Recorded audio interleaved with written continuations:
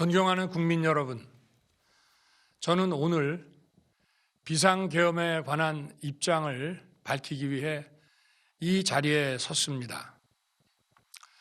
지금 야당은 비상계엄 선포가 내란죄에 해당한다며 광란의 칼춤을 추고 있습니다. 정말 그렇습니까? 과연 지금 대한민국에서 국정마비와 국헌문란을 벌이고 있는 세력이 누구입니까? 지난 2년 반 동안 거대 야당은 국민이 뽑은 대통령을 인정하지 않고 끌어내리기 위해 퇴진과 탄핵 선동을 멈추지 않았습니다. 대선 결과를 승복하지 않은 것입니다.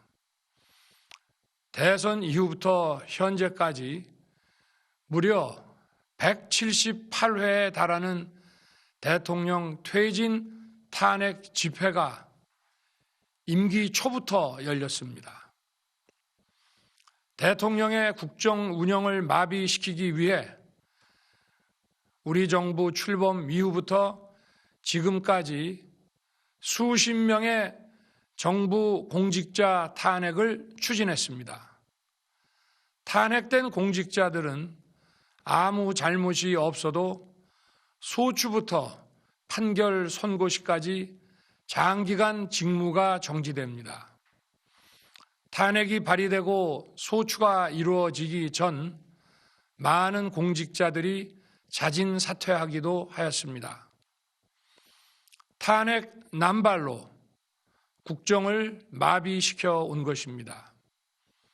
장관, 방통위원장 등을 비롯하여 자신들의 비위를 조사한 감사원장과 검사들을 탄핵하고 판사들을 겁박하는 지경에 이르렀습니다. 자신들의 비위를 덮기 위한 방탄 탄핵이고 공직기관과 법질서를 완전히 무너뜨리는 것입니다. 뿐만 아니라 위헌적 특검 법안을 27번이나 발의하면서 정치 선동 공세를 가해왔습니다. 급기야는 범죄자가 스스로 자기에게 면죄부를 주는 셀프 방탄 입법까지 밀어붙이고 있습니다. 거대 야당이 지배하는 국회가 자유민주주의의 기반이 아니라 자유민주주의 헌정 질서를 파괴하는 괴물이 된 것입니다. 이것이 국정마비요, 국가 위기 상황이 아니면 무엇이란 말입니까? 이것뿐만이 아닙니다. 지금 거대 야당은 국가 안보와 사회 안전까지 위협하고 있습니다. 예를 들어 지난 6월 중국인 3명이 드론을 띄워 부산에 정박 중이던 미국 항공모함을 촬영하다 적발된 사건이 있었습니다.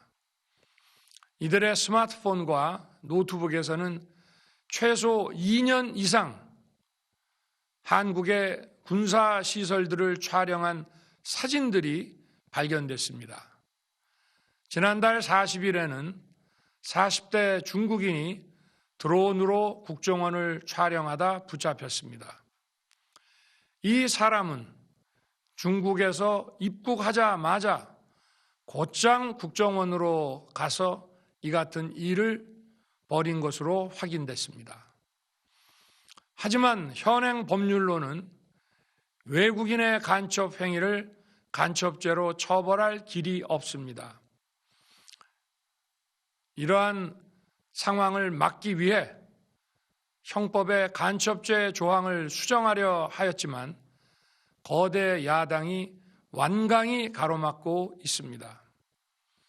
지난 정권 당시 국정원의 대공수사권을 박탈한 것도 모자라서 국가보안법 폐지도 시도하고 있습니다.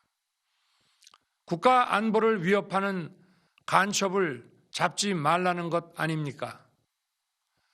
북한의 불법적인 핵무장과 미사일 위협 도발에도, GPS 교란과 오물 풍선에도, 민주노총 간첩 사건에도 거대 야당은 이에 동조할 뿐 아니라 오히려 북한 편을 들면서 이에 대응하기 위해 고군분투하는 정부를 흠집내기만 했습니다. 북한의 불법 핵 개발에 따른 유엔 대북 제재도 먼저 풀어야 한다고 주장합니다.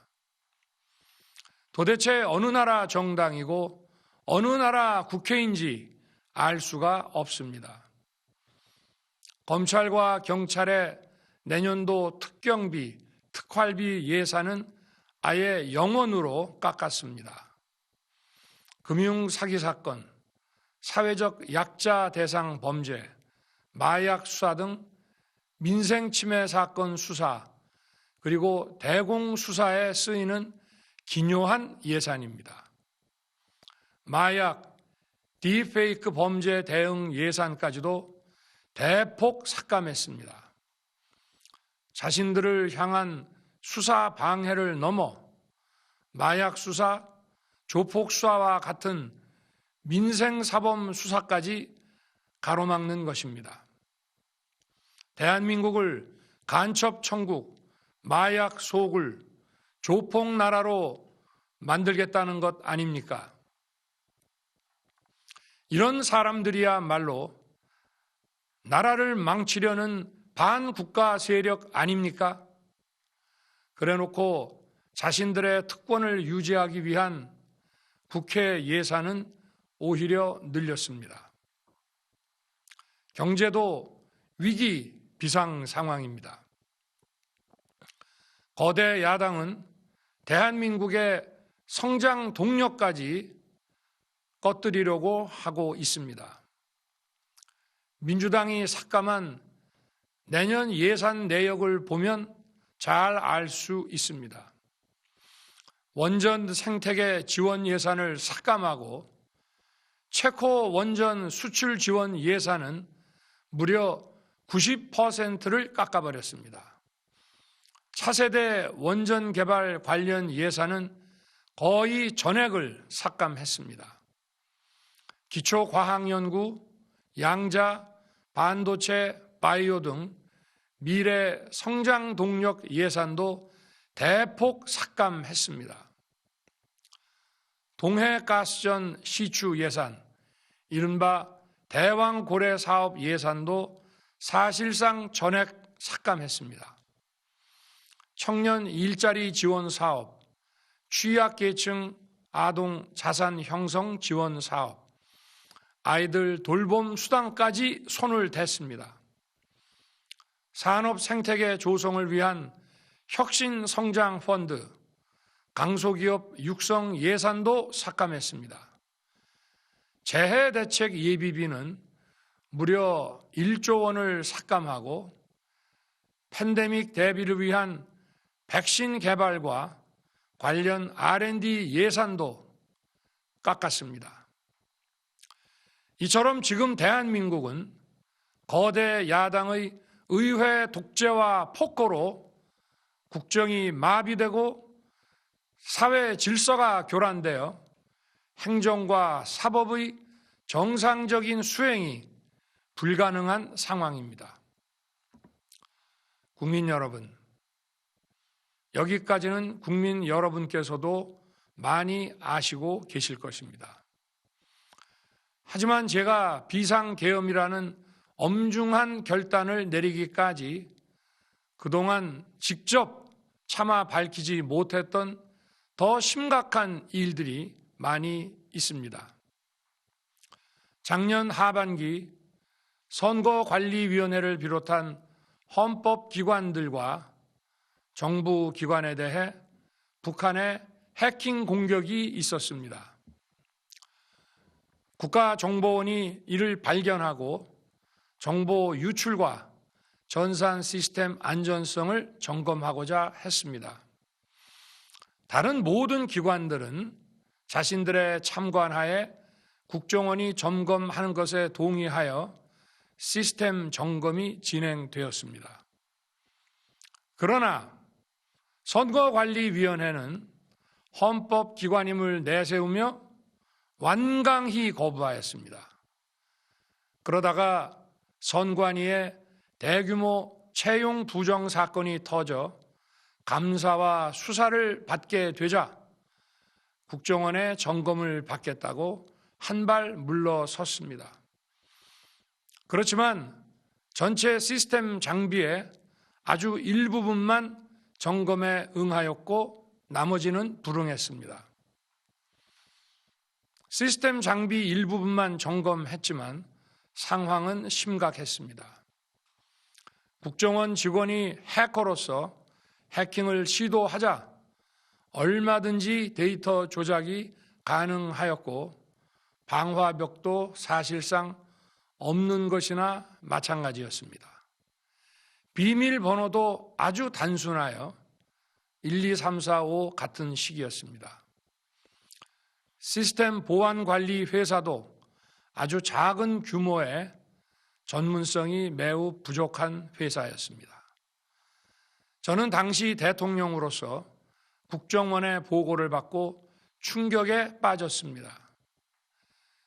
민주주의의 핵심인 선거를 관리하는 전산 시스템이 이렇게 엉터리인데 어떻게 국민들이 선거 결과를 신뢰할 수 있겠습니까?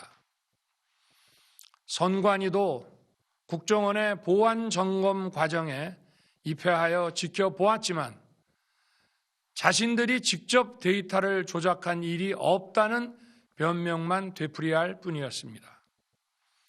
선관위는 헌법기관이고 사법부 관계자들이 위원으로 있어 영장에 의한 압수수색이나 강제 수사가 사실상 불가능합니다. 스스로 협조하지 않으면 진상규명이 불가능합니다.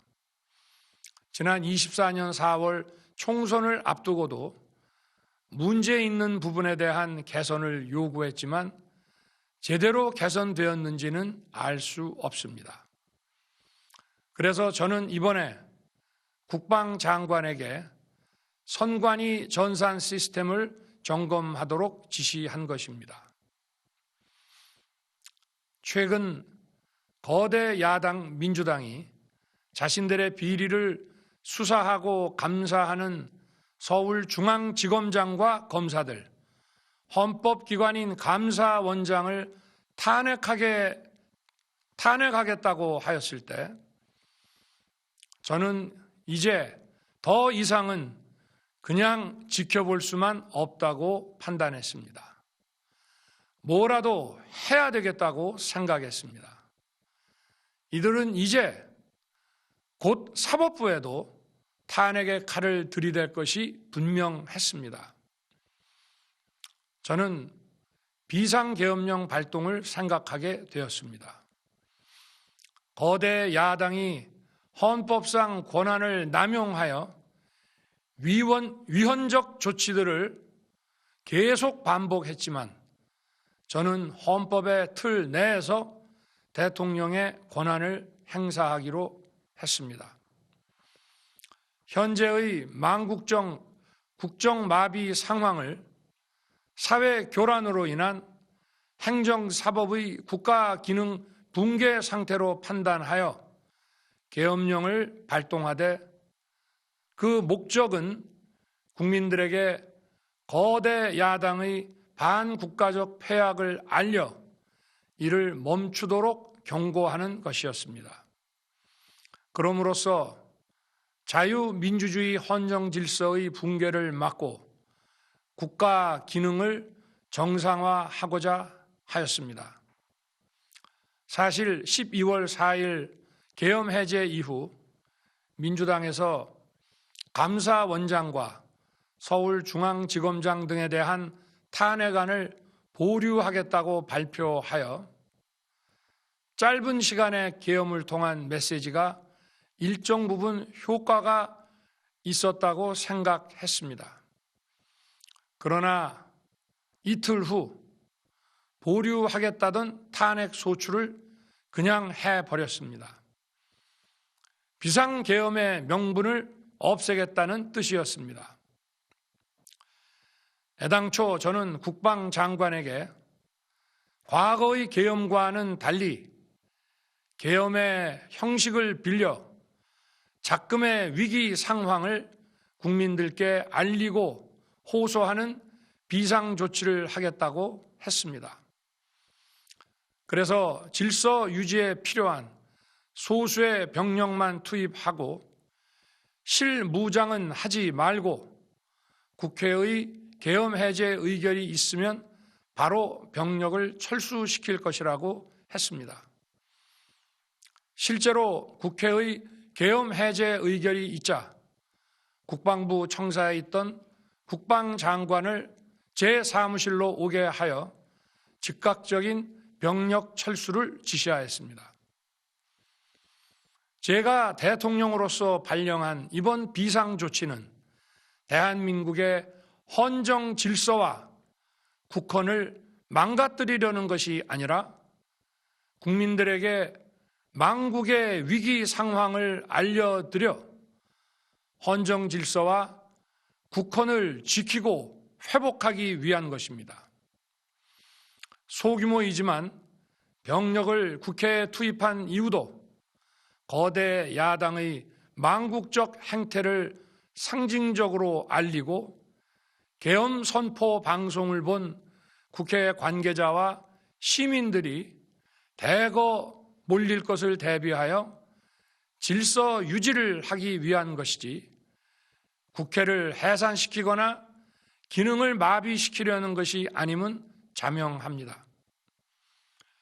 300명 미만의 실무장하지 않은 병력으로 그 넓은 국회 공간을 상당 기간 장악할 수 없는 것입니다. 과거와 같은 계엄을 하려면 수만 명의 병력이 필요하고 광범위한 사전 논의와 준비가 필요하지만 저는 국방장관에게 계엄령 발령 담화 방송으로 국민들께 알린 이후에 병력을 이동시키라고 지시했습니다. 그래서 10시 30분 담화 방송을 하고 병력 투입도 11시 30분에서 12시 조금 넘어서 이루어졌으며 1시 조금 넘어 국회의 계엄 해제 결의가 있자 즉각 군 철수를 지시하였습니다. 결국 병력이 투입된 시간은 한두 시간 정도에 불과합니다. 만일 국회 기능을 마비시키려 했다면 평일이 아닌 주말을 기해서 계엄을 발동했을 것입니다. 국회 건물에 대한 단전 단수 조치부터 취했을 것이고 방송 송출도 제한했을 것입니다. 그러나 그 어느 것도 하지 않았습니다. 국회에서 정상적으로 심의가 이루어졌고 방송을 통해 온 국민이 국회 상황을 지켜보았습니다. 자유민주 헌정 질서를 회복하고 수호하기 위해 국민들께 망국적 상황을 호소하는 불가피한 비상조치를 했지만 사상자가 발생하지 않도록 안전사고 방지에 만전을 기하도록 하였고 사병이 아닌 부사관 이상 정예 병력만 이동시키도록 한 것입니다.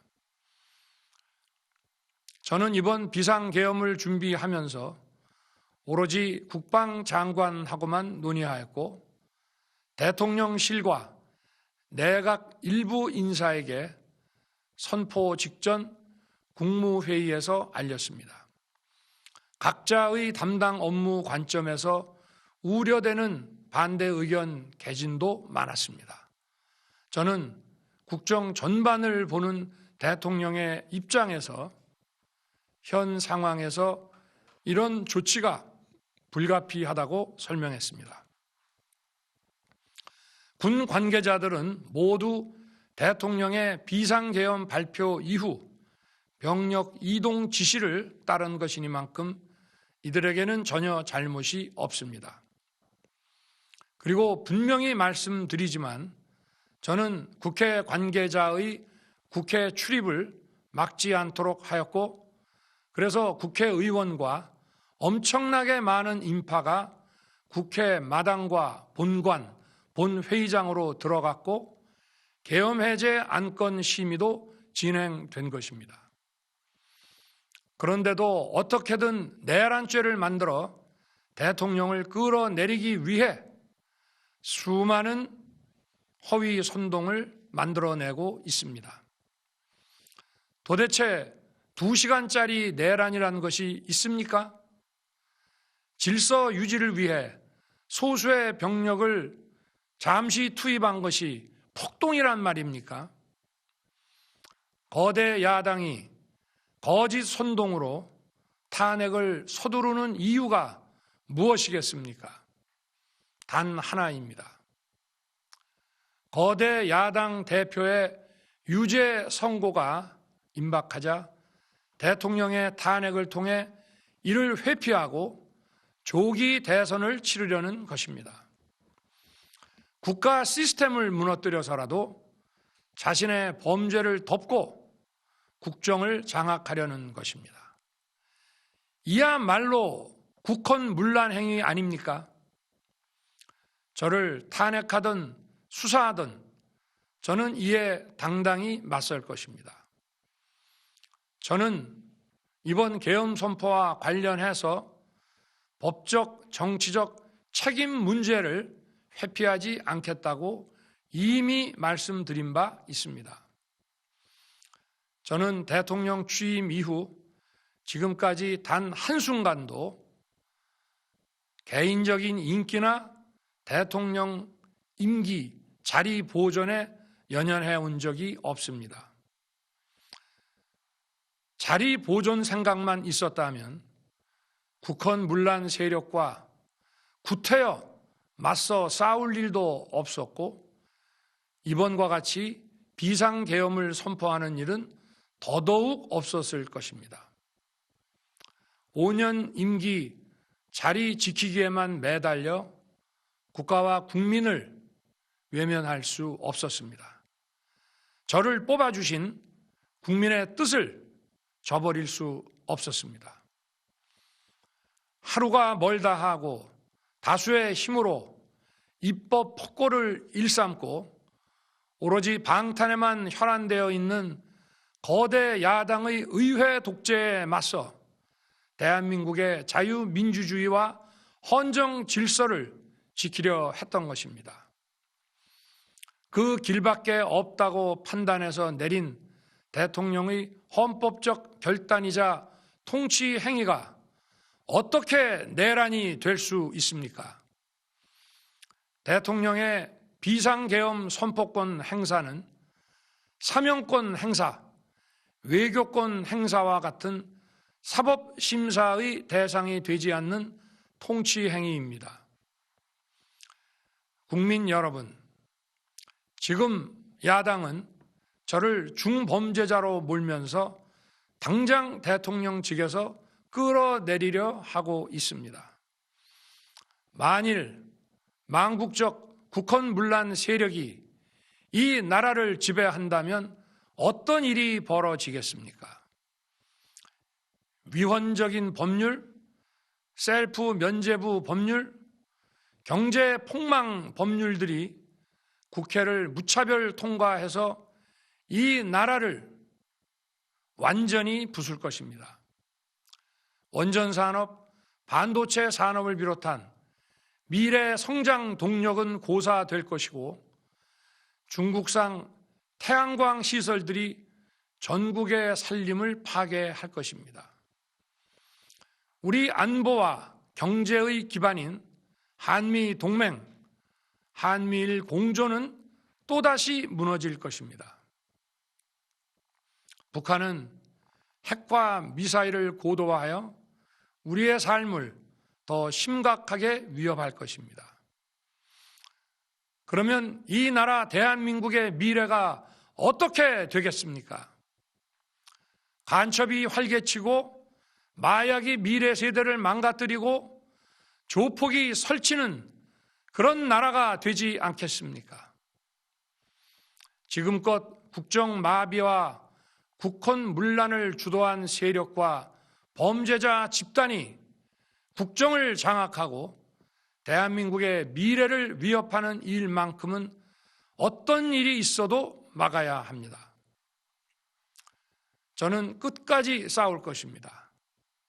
국민 여러분, 국정 마비의 망국적 비상 상황에서 나라를 지키기 위해 국정을 정상화하기 위해 대통령의 법적 권한으로 행사한 비상계엄 조치는 대통령의 고도의 정치적 판단이고 오로지 국회의 해제 요구만으로 통제할 수 있는 것입니다. 이것이 사법부의 판례와 헌법학계의 다수 의견임을 많은 분들이 알고 있습니다. 저는 국회 해제 요구를 즉각 수용했습니다. 계엄 발령 요건에 관해 다른 생각을 가지고 계신 분들도 있습니다만 나라를 살리려는 비상 조치를 나라를 망치려는 내란 행위로 보는 것은 여러 헌법학자와 법률가들이 지적하는 바와 같이 우리 헌법과 법 체계를 심각한 위험에 빠뜨리는 것입니다. 저는 묻고 싶습니다. 지금 여기저기서 광란에 칼춤을 추는 사람들은 나라가 이 상태에 오기까지 어디서 도대체 무엇을 했습니까? 대한민국의 상황이 위태롭고 위기에 놓여 있다는 생각도 전혀 하지 않았다는 말입니까? 공직자들에게 당부합니다. 엄중한 안보 상황과 글로벌 경제 위기에서 국민의 안전과 민생을 지키는 일에 흔들림 없이 매진해 주시기 바랍니다. 국민 여러분, 지난 2년 반 저는 오로지 국민만 바라보며 자유민주주의를 지키고 재건하기 위해 불의와 부정, 민주주의를 가장한 폭거에 맞서 싸웠습니다. 피와 땀으로 지켜온 대한민국, 우리의 자유민주주의를 지키는 길에 모두 하나가 되어 주시길 간곡한 마음으로 호소드립니다. 저는 마지막 순간까지 국민 여러분과 함께 싸우겠습니다. 짧은 시간이지만 이번 계엄으로 놀라고 불안하셨을 국민 여러분께 다시 한번 사과드립니다. 국민 여러분에 대한 저의 뜨거운 충정만큼은 믿어 주십시오. 감사합니다.